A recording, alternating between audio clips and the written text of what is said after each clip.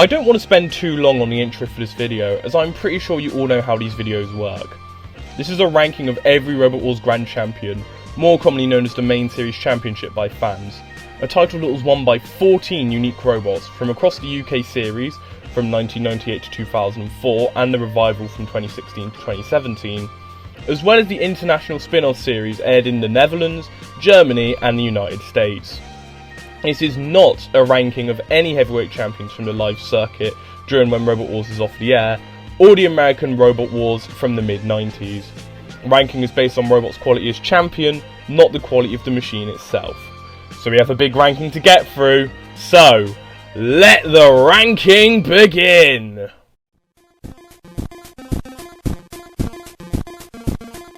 The Nickelodeon Robot Wars US Championship is easily the worst main series championship in the history of the show. Of course it would be. It only contained 4 robots and none of the battles are any good.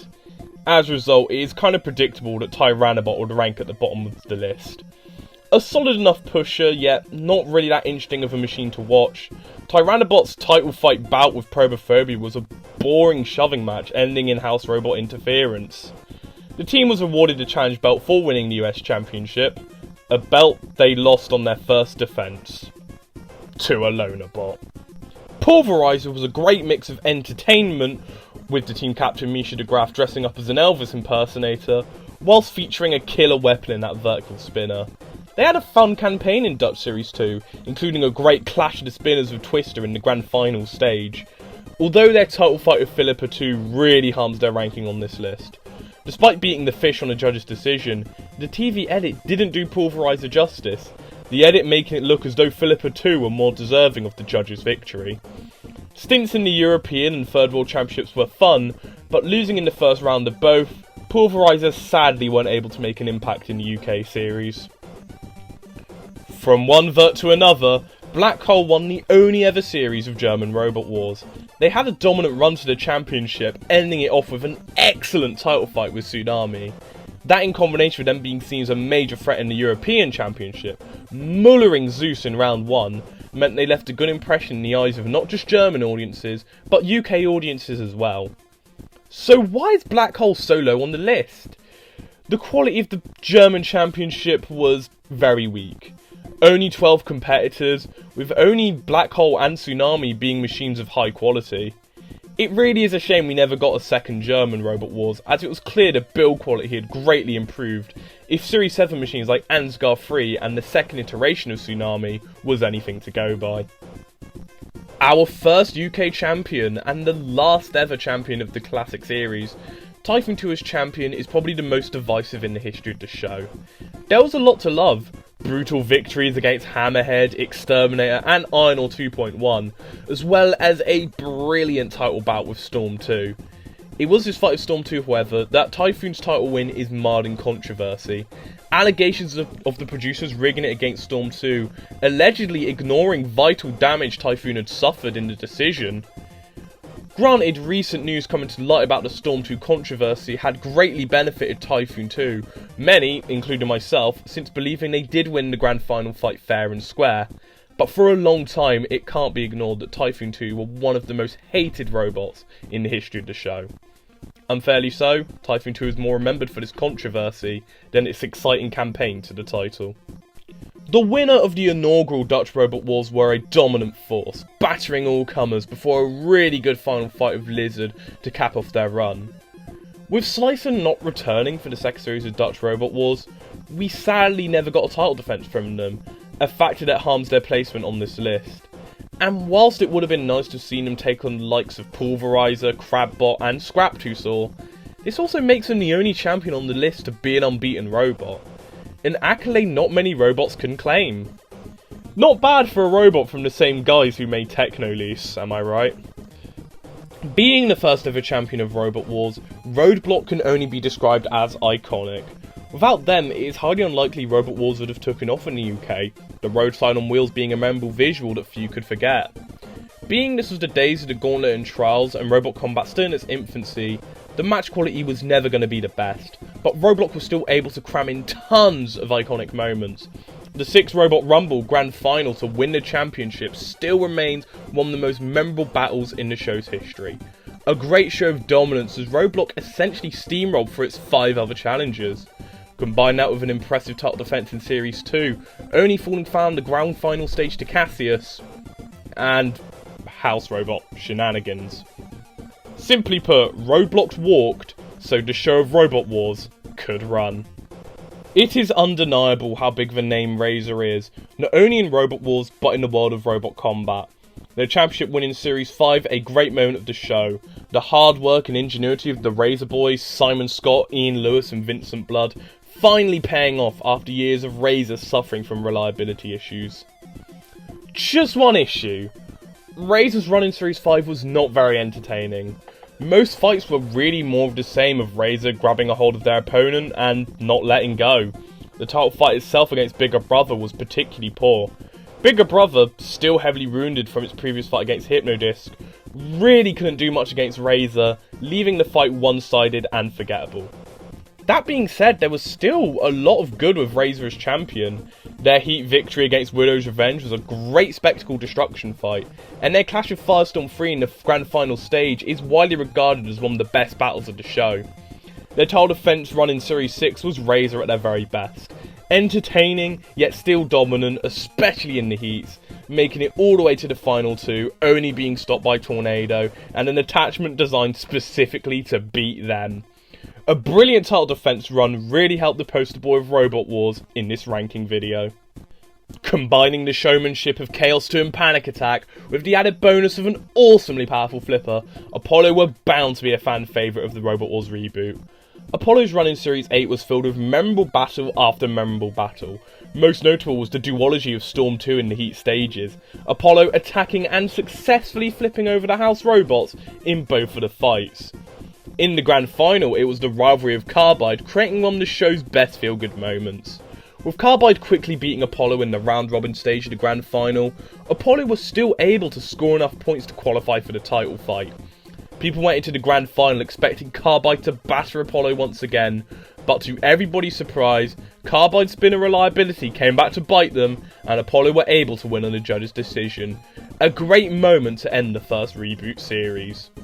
So, what happened?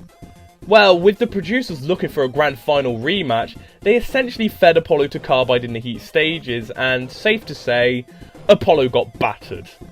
They were reinstated in the Grand Finals thanks to the wildcard selection, but once again they ran into another spinner. This time, it was Aftershock. Shame Apollo's time as Grand Champion had a rough end, as their road to the title was one of the best. To many, winning Robot Wars was the ultimate childhood dream. No better was that shown than with Michael Oates. Getting into roboteering from a young age, he worked his way up to being one of the most dominant flippers on the live circuit. As a result, Eruption had a massive chip on their shoulder going into the first reboot series, Series 8. Something they didn't live up to, but more than made up for it in Series 9, making it all the way to the Final 2, only falling foul to Carbide.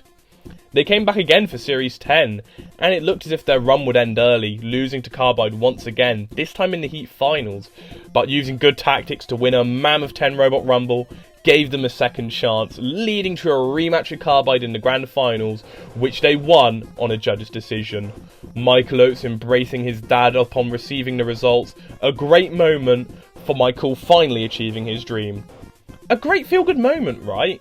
It was clear that's what the producers were going for, but to some this didn't work for them.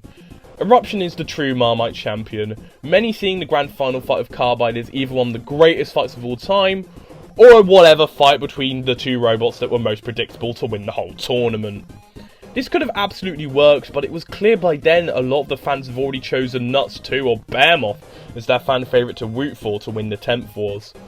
Despite the narrative the producers wanted to achieve falling a little bit flat on its face for some, it was still a great moment to see Michael Oates do what many others couldn't, and that was achieving his dream and becoming Robot Wars Grand Champion.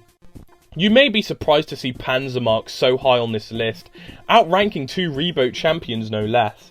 But it's not as surprising as you would think. Panzer was the face of Extreme Warriors, winning both US championships in the show's 2-season run.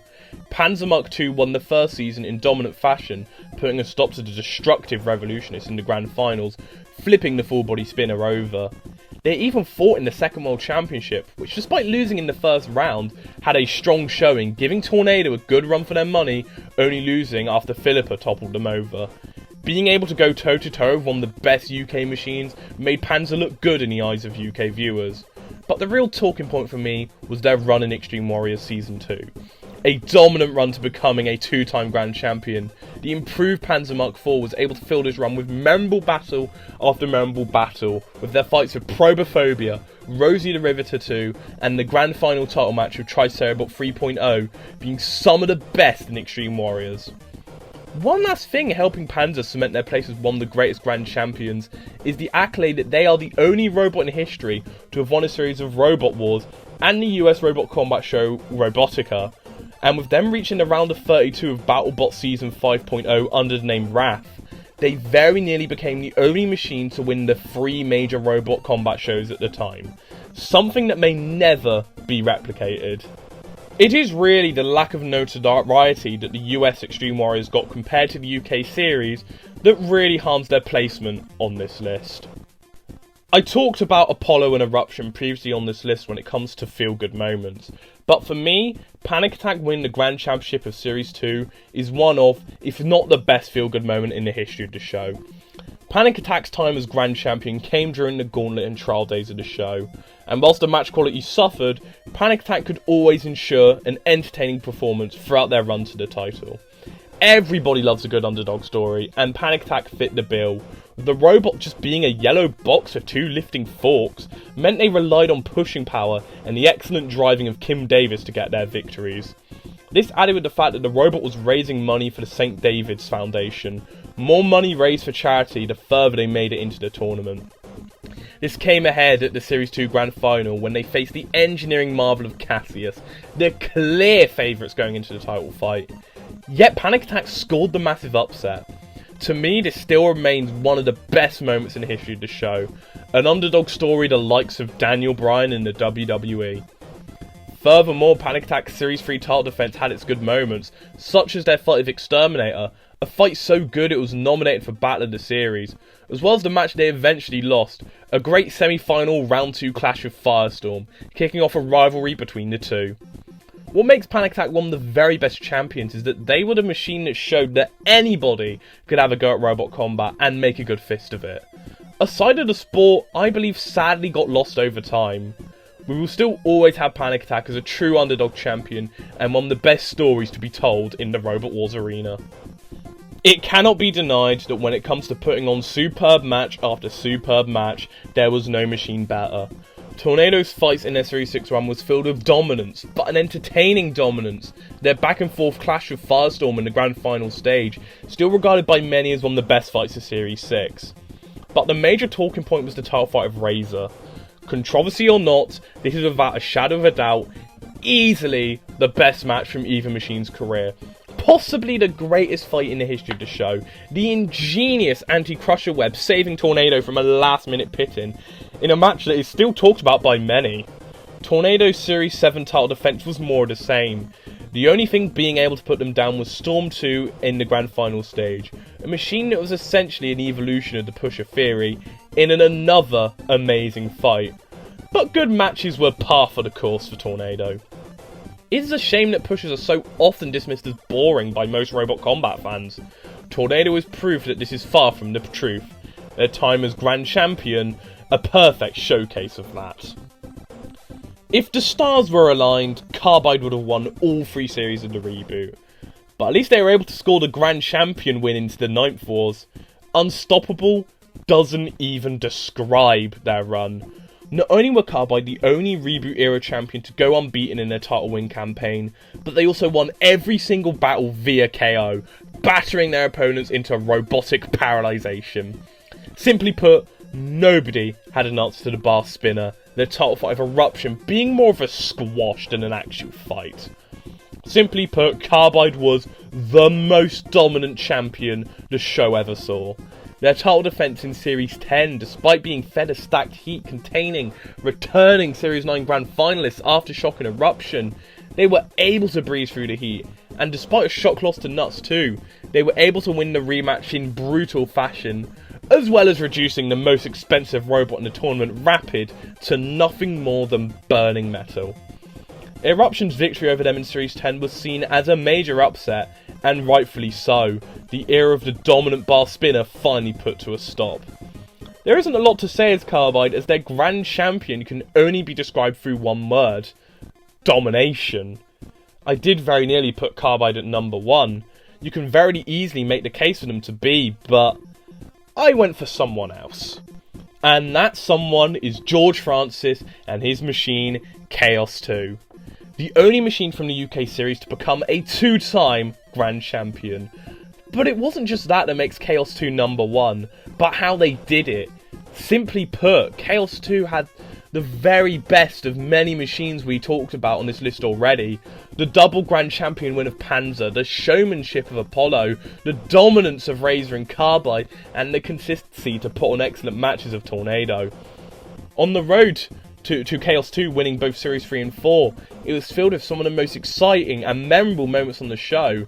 From the match with the Big Cheese, a fight that won Battle of the Series of Series 3, throwing Firestorm out of the arena, a Robot Wars first, beating Hypnodist before taking out 2 of the House robots in their Series 3 title fight, and a close head-to-head clash at the Series 4 Grand Final stage with Stinger. The story going into Series 5 was, could George Francis and Chaos 2 keep up that era of dominance?